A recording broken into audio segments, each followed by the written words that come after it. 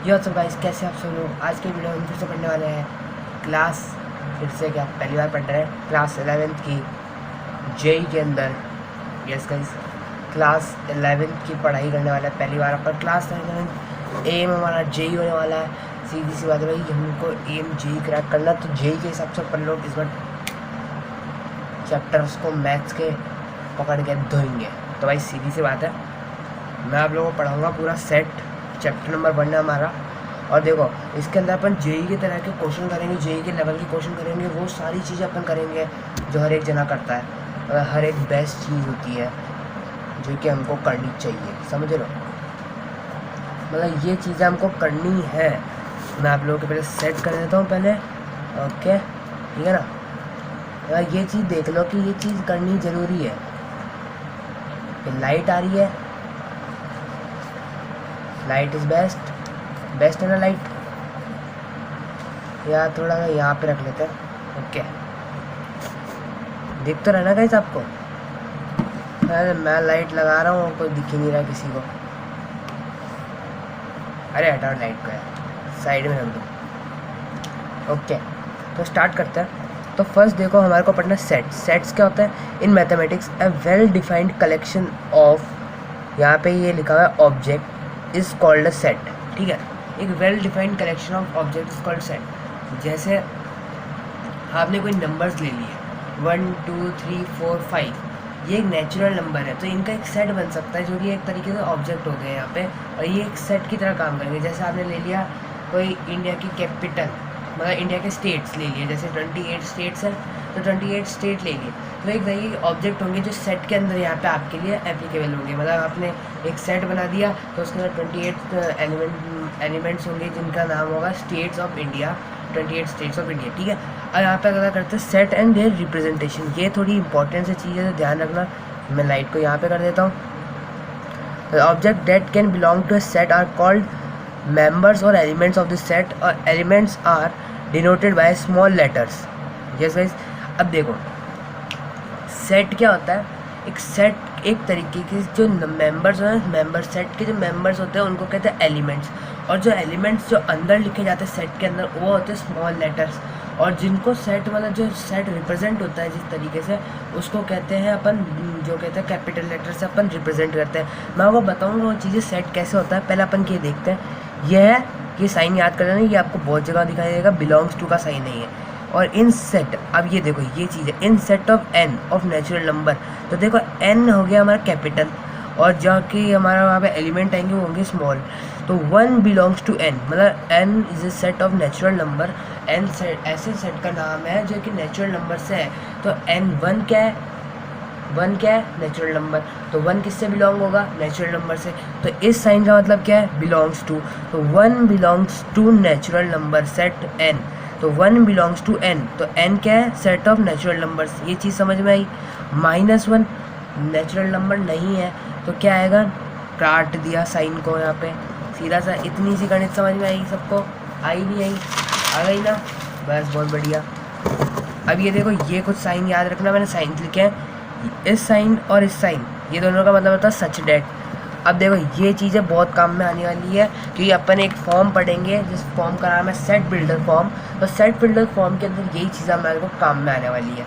तो ये चीज़ आप लोगों को ढंग से, अब इस साइन का नाम एग्जिस्ट है, इस साइन का नाम इम्प्लाइज डेट है, इस साइन का नाम हमारा फॉर ऑल वैल्यूज़ है, और IFF जहाँ पे भी आपको दिख जाए, मतलब इफ़ एंड ओनली इफ़, ये चीज़ आप ध्यान रखना। मैं आपको बहुत बार बीच में बोलूँगा if and only if, if and only if, ये चीज़ें।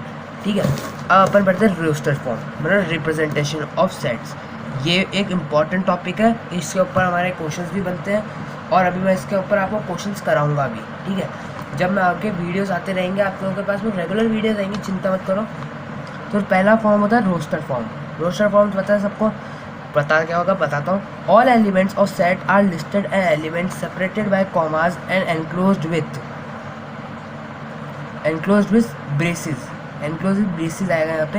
तो ये कर्ली ब्रैकेट्स होते हैं। तो ये होता है एक सेट हमारा।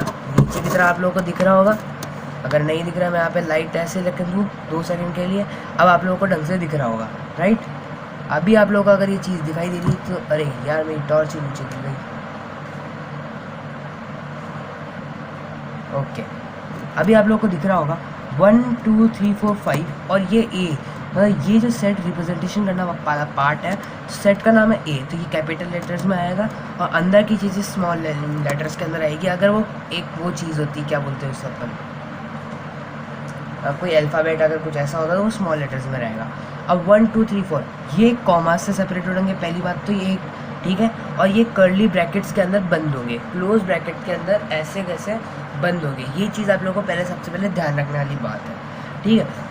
अब ये होता है हमारा रोस्टर फॉर्म। अब जैसे मैंने रोस्टर फॉर्म में और बहुत सारी चीज़ें आ सकती है, आप जैसे कुछ भी ले सकते हो।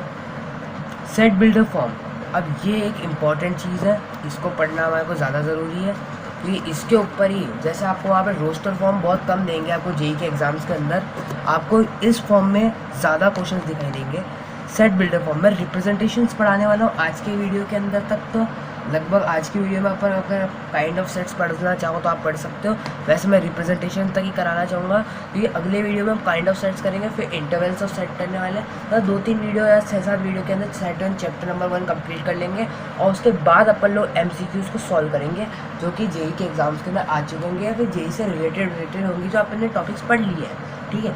अभी मैं जब तक वो इंटरवल से पार्ट करा दूँगा तो उसके बाद आप लोगों को मैं वो वाली चीज़ भी पढ़ाऊँगा, ठीक है। Set builder form, in set builder form all the elements of set posses a single common property which is not posses by any element outside the set, ठीक है। मतलब इन सेट बिल्डर फॉर्म में जो एक सेट बिल्डर फॉर्म के अंदर जितने elements होते हैं, जैसे यहाँ पे आपके पास में एलिमेंट है, यहाँ पे 1 2 नहीं, ये लो, देखो आपको समझ में आया तो 4 9 1 ले लो, 1 4 9 और हमारे यहाँ पे क्या क्या 16, ठीक है। ये 4 एलिमेंट्स लेते हैं, तो अब ये क्या चीज़ सेट कर रहे हैं कि ये चारों है ना एक स्क्वायर्स हैं, तो मतलब कि एलिमेंट्स के होंगे स्क्वायर्स, एक 1 का स्क्वायर, 2 का स्क्वायर, 3 का स्क्वायर, 4 का स्क्वायर। तो ये कॉमन प्रॉपर्टी शो कर रहे हैं कि एक्स की पावर स्क्वायर होगी, एक्स की पावर 2 होगी, वो वाली एक प्रॉपर्टी शो कर रहे हैं। वैसे ऐसे कॉमन प्रॉपर्टी होगी सबके अंदर, जो कि ये सेट बिल्डर फॉर्म के जो जने हैं वो शो करेंगे, मतलब एलिमेंट शो करेंगे। तो अब इनको रिप्रेजेंटेशन, जो रिप्रेजेंट बोलने का तरीका, ये सब चीज़ें होती है, ये मैं आप लोगों को एक बार बता देता हूँ। रिप्रेजेंट कैसे होंगे, आपको पता कैसे चलेगा कि सेट बिल्डर फॉर्म दिखता कैसा है, तो भाई वो भी देखते हैं अपन। अब यहाँ पे ये चीज़ ध्यान देने वाली है, ध्यान दीजिएगा। यहाँ पे element represent in set builder is x, मतलब जो एलिमेंट होते हैं सेट बिल्डर फॉर्म के अंदर उनको एक्स से रिप्रेजेंट किया जाएगा, ठीक है। एक्स से जो रिप्रेजेंट होने वाली चीज़ है, जैसे यहाँ पे आपको एलिमेंट 1 2 दिख रहा है आपको, 3 4 5, ये 5 एलिमेंट्स हैं, तो इन सबको अपन एक्स बोल देंगे एक साथ ही, ख़त्म बात, ठीक है। Which is followed by colon. तो मैंने आपको कुछ चीज़ बताई थी, याद हो तो उसका पीछे वाले पेज में ये रहा, सच डैट कहा जाता है इसको। तो कोलन, इनको अभी मैं आपको बताऊंगा कोलन का यूज़ क्या होता है। और thereafter we write the property satisfy and then we enclose it by braces. Braces वही कर्ली ब्रैकेट्स, हमारे कर्ली ब्रैकेट सबको पता है, बहुत लोगों ने सबने यूज़ करे होंगे। अब देखो यहाँ पे दिया हुआ है एक्स, ये एक सेट है हमारा, और एक्स का बिलोंग्स टू आर। आर क्या होता है, real number, R is belongs to real number,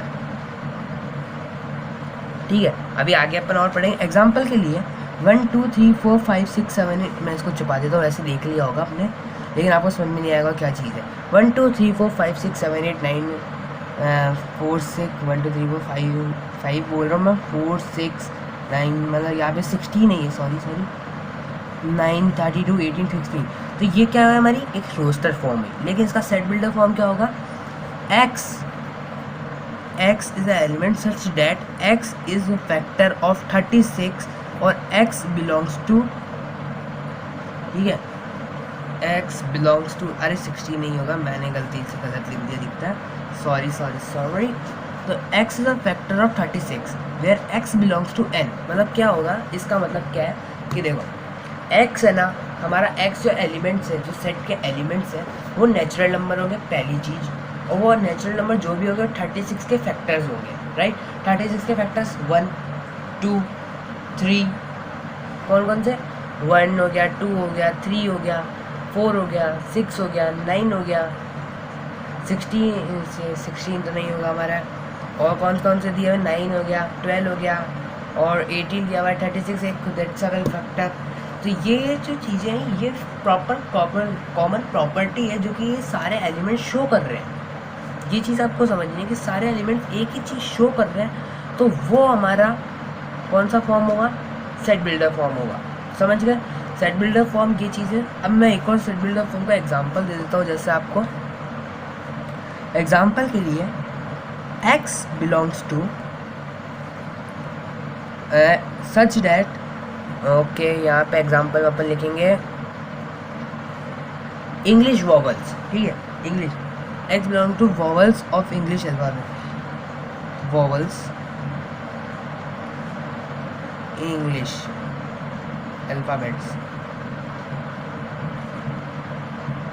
मैंने मन से बना दिया, मेरे को इंग्लिश का इतना है नहीं, लेकिन मैंने लिख दिया है कि ये जो चीज़ होगी x जो होगा belongs to vowels in English alphabet, मतलब वोवल्स जो होंगे ए ई आई ओ यू, तो इसका रोस्टर फॉर्म क्या हो जाएगा, ए ई आई ओ यू। समझ गए, ये हमारा रोस्टर फॉर्म हो जाएगा। आपको काइंड ऑफ सेट्स अभी पढ़ना है तो आप लोग बता दीजिए। अभी तो आप लोग तो कैसा था कि मैं तो वैसे ही वीडियो रिकॉर्ड कर रहा हूँ, तो काइंड ऑफ सेट में एक बार देखता हूँ कितना बड़ा है।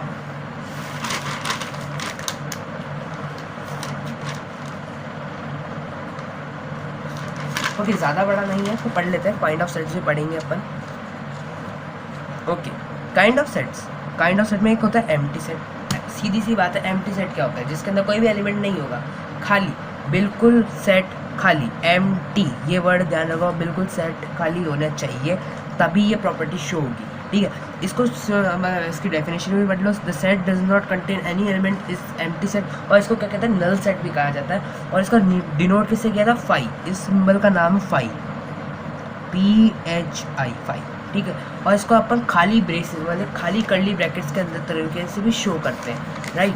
खाली कर्ली ब्रैकेट्स मतलब समझ जाओ आपको। सिंगलटन सेट, ये चीज़ इम्पॉर्टेंट है। इम्पॉर्टेंट तो वैसे आपके सारी चीज़ें हैं, लेकिन जो चीज़ ज़्यादा इम्पॉर्टेंट होगी मैं उसके बाद पर ये लिख दिया करूँगा, IMP इन्फानाइट। ये चीज़ याद रखना, ये इम्पॉर्टेंट है। ये भी चीज़ इम्पॉर्टेंट है। IMP इन्फानाइट का मतलब है कि वो बहुत वेरी वेरी इंपॉर्टेंट चीज़ है।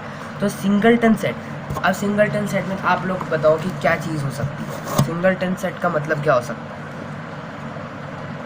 Set contain one element, yes, set के अंदर एक वन ही एलिमेंट होगा, यही चीज़ कंटेन हो सकती है, यस। जैसे एग्जांपल के लिए 0, तो ये कर्ली ब्रैकेट्स का तो सिर्फ एक ही एलिमेंट है 0।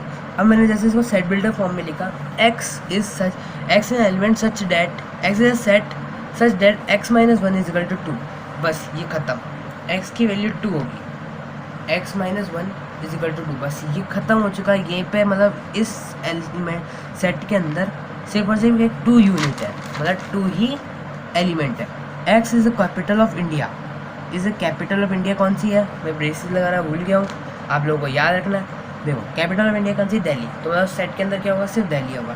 अगला है finite set, set contain finite number of elements, different elements, ठीक है, मैंने भूल गया यहाँ पे डिफरेंट लिखना, तो मैंने साइड में लिख दिया था, different element is called finite set. मतलब नंबर ऑफ एलिमेंट उसके अंदर बिल्कुल फाइनाइट होंगे, मतलब काउंटेबल होंगे, उनको आप काउंट कर सकते हो। एक पर्टिकुलर पॉइंट पे जाके अगर आप वो चीज़ को काउंट कर पा रहे हो तो वो एक फाइनाइट सेट होगा। जैसे कि x is a month in a year, और वो x month in a year, वो मंथ 12 महीने होते हैं, तो मतलब 12 महीने काउंटेबल चीज़ है, तो यहाँ पे फाइनाइट सेट होगा। x is equal to n² where a1 n, और 1 जो होगा n से मतलब बड़ा होगा, मतलब क्या छोटा होगा, और 20 जो n जो होगा 20 से छोटा होगा। तो n belongs to natural number, ये एक प्रॉपर्टी दे दी, n belongs to natural number, और n के लिए यहाँ पे वो क्या बोलते हैं उसे, एक वो भी चीज़ दे दी है, उसको हम बोलते हैं एक इंस्ट्रक्शन, कुछ ऐसा टाइप का बोलते हैं, मेरे को याद नहीं आ रहा है, उस वर्ड में मुँह पे है लेकिन मुझको बोलना नहीं जा रहा है। मतलब n जो होगा वो 1 से बड़ा छोटा नहीं होगा और 20 से बड़ा नहीं होगा, ये चीज़ ही बताना चाह रहे हैं। तो वो नंबर ऑफ एलिमेंट्स, और x क्या है, n का स्क्वायर, मतलब कौन कौन से एलिमेंट्स हो सकते हो आप लोग, अब आपको होमवर्क है मैं कमेंट में बताओगे फटाफट से कि कौन कौन से ऐसे एलिमेंट्स हो सकते हैं। अब बात करते हैं इनफाइनाइट सेट की। अब आपको वही मैं वो एनालाइजर सेट का वो चीज़ भी नहीं दिखाऊंगा, क्योंकि वो उसको अगले वीडियो में पढ़ने के लिए रख दो, ठीक है। Infinite set, A set that contains infinite number of different elements is called an infinite set. A set contain, फिर से समझो, a set contain infinite number of elements is called infinite set. मतलब 2 से लेके 4 6 अनशन जाता जा रहा है तो वो इन्फिनाइट सेट हो गया. डॉट डॉट डॉट का इन्फिनाइट सेट हो गया. कुछ भी लिख लो, जैसे इंटीजर्स ले लो, -3, ये डॉट डॉट -3 -2 -1 0 इंटीजर्स है ना भाई ये तो ये चीज़ भी इन्फिनाइट तक जाएगी. समझ रहे हो? इतना सिंपल है, ज़्यादा हार्ड नहीं है. चीज़ों को इतना हार्डली मत लेना क्योंकि 11th बहुत इजी होने वाली है. समझ जाओगे भाई, जेई निकालना है अपने को, जेई मेंस पास करना है, जेई एडवांस पास करना है, उसके लिए तैयारी अपन करेंगे. और मैं भी खुद भी कर रहा हूँ क्योंकि इस चीज़ की खुद भी क्या मैं कर रहा हूँ तो आपको करवा भी रहा हूँ क्योंकि मेरी तैयारी भी होगी, क्योंकि मैं आपको आगे भी पढ़ाने वाला हूँ इस चीज़ को. तो चीज़ समझे कि मैं आपको जेई पढ़ा रहा हूँ, जेई के लिए आपको प्रिपेयर कर रहा हूँ. Cardinal number of elements in finite set. अब ये चीज़ है, फाइनाइट सेट के अंदर मैंने बताया था 1 2 3 4 5. मान लो इतने एलिमेंट, तो 5 एलिमेंट्स है, तो नंबर ऑफ एलिमेंट्स कितने हुए? नंबर ऑफ एलिमेंट्स कितने हुए? इक्वल टू 5 हो गए. 5 हो गए, तो ये 5 क्या हुआ? इसका कार्डिनल नंबर होगा. यस गाइस, कार्डिनल डिनोटेड किससे होगा? n ऑफ, मान लो इस सेट का नाम a है तो n of a is equal to 5. अगर मान लो इसका नाम b होता तो n of b is equal to 5. समझ गए? सिंपल सा लॉजिक था. ये चीज़ें जैसे सिंपल सिंपल सा हो जाएगी. अभी क्वेश्चन करेंगे तब आपको मज़ा ज़्यादा आएगा. तब के लिए स्टे ट्यून्ड फॉर दैट. आज की वीडियो के लिए इतना ही, मिलते हैं अगली वीडियो में, तब तक के लिए बाय बाय.